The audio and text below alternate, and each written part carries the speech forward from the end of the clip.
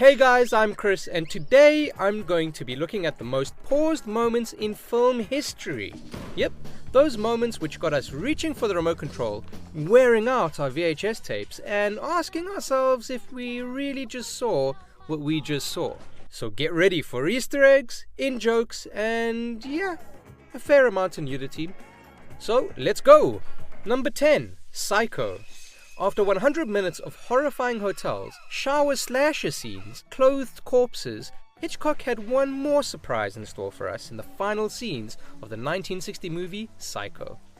If you look carefully as the camera zooms in on crazed murderer Norman Bates, you'll see Hitchcock overlaid a picture of Nora Bates' skull onto the smiling face of the psychopathic hostel owner.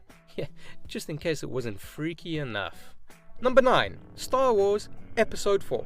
Perhaps one of the most famous bloopers in film history is the accident-prone stormtrooper who bangs his head while breaking into the control room. The actor who banged his head was Laurie Good, and he blamed his clumsiness on a lack of concentration due to food poisoning. He'd assumed he was out of shot and didn't realize he was caught on camera until he saw the film for the first time. In Attack of the Clones, George Lucas planted an homage to the accident-prone guard by having Jango Fett bump his head on a low doorway. Number 8. Trading Places. Dan Aykroyd wasn't the only one stunned by Jamie Lee Curtis when she went topless in the 1983 film. Despite appearing in 2 entries of the nudity-happy horror franchise Halloween, when Trading Places was released, Jamie had still retained her modesty, on camera anyway.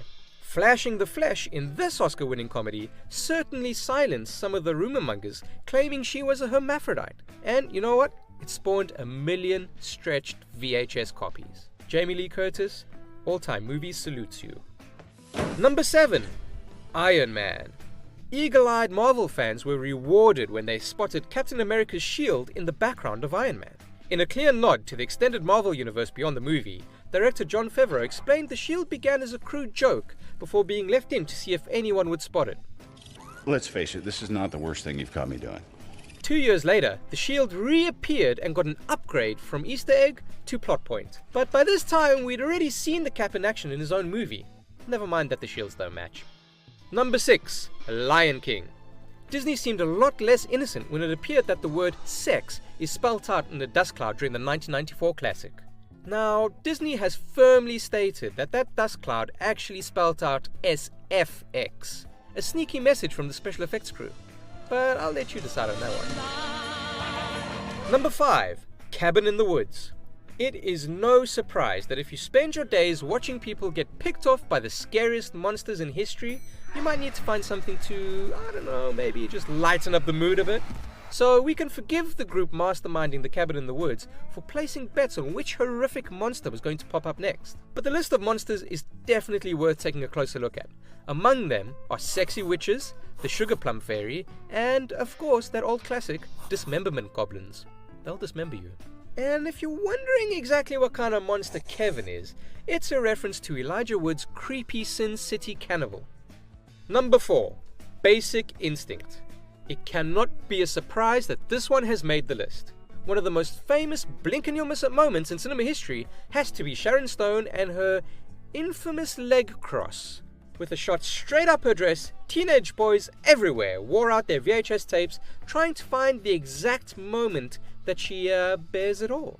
No one was more surprised at the scene than actually Sharon herself. During the filming, the director asked her to remove her underwear, claiming it interfered with the lights. But he had assured her nothing would be seen. When she saw the final scene, unsurprisingly, she slapped him right across the face. Number 3. Boogie Nights.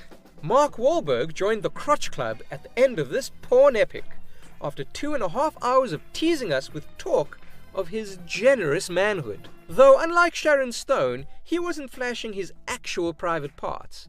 Instead, he wore a prosthetic penis and merkin sculpted around Wahlberg's own penis. The original prosthetic was 12 inches long, but the crew decided to shorten it, claiming the larger model looked like a weird monster penis. Wahlberg wore the fake penis even when not on screen. He claims it is the only prop he has ever taken home from a set, although after nearly 20 years, it's probably gotten a little bit rotten. Number 2. Fight Club. Pause David Fincher's movie at the exact right frame and you'll be rewarded with Brad Pitt's mysterious Tyler Durden flashing up behind a doctor in hospital, well before we are even introduced to the character.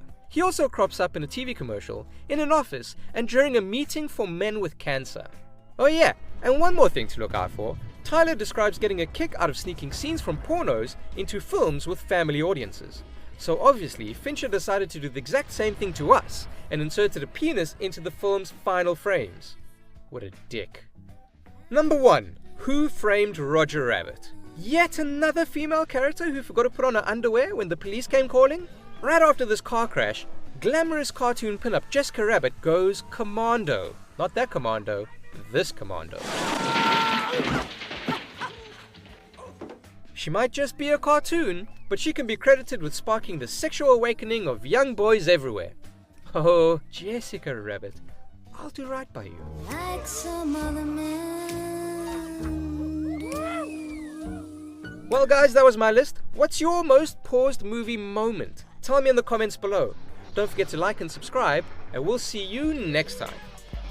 And hey, if you liked this video, check out the top 10 trailers better than the actual movie, because that's a thing that happens. Whether containing scenes that were better than the version in the final film, or just being more exciting and better plotted than the actual full feature. These are the trailers that managed to trick us into thinking that the films they advertised were actually any good.